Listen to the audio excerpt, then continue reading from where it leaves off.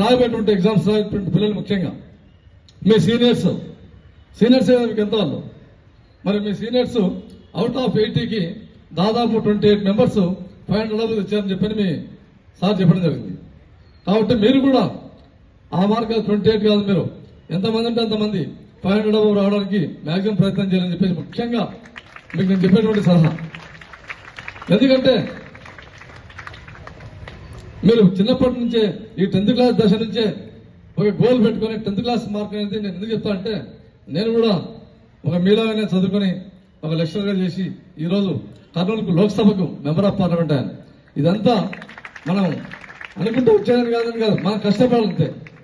నేను కూడా రాజకీయ ఫ్యామిలీ ఏం కాదు, కష్టపడి నేను ఖచ్చితంగా గోల్ కొట్టాలని చెప్పేసి వచ్చినటువంటి వ్యక్తినే. అందులో మీరు కూడా ఒక గోల్ పెట్టుకోవాలి 10th క్లాస్ నుంచే. ఎక్కడికైనా కూడా మనం ఏ స్కూల్ పోయినా కూడా, ఏ ఎంప్లాయ్మెంట్ కోసం పోయినా కూడా 10th క్లాస్ మార్క్స్ అనేది చాలా ఇంపార్టెంట్. ఫస్ట్ 10th క్లాస్ ఎందుకంటే మన డేట్ ఆఫ్ బర్త్ ఉంటుంది కాబట్టి ఎక్కడికి పోయినా కూడా హైయెస్ట్ ఎడ్యుకేషన్ సర్టిఫికేట్ బేసికల్ గా 10th క్లాస్ అడుగుతారు. ఎందుకంటే మన డేట్ ఆఫ్ బర్త్ అంత దాంట్లో ఉండేది కాబట్టి 10th క్లాస్ లో మనం బ్రహ్మాండంగా ఉండాలి స్కోర్ మాక్సిమం. ఆ సర్టిఫికేట్ ఎప్పటికి వెంటాడుతూనే ఉంటుంది మనం. నువ్వు బీటెక్ చేయి, ఎంటెక్ చేయి, పిహెచ్డి చేయి, last certificate and first certificate.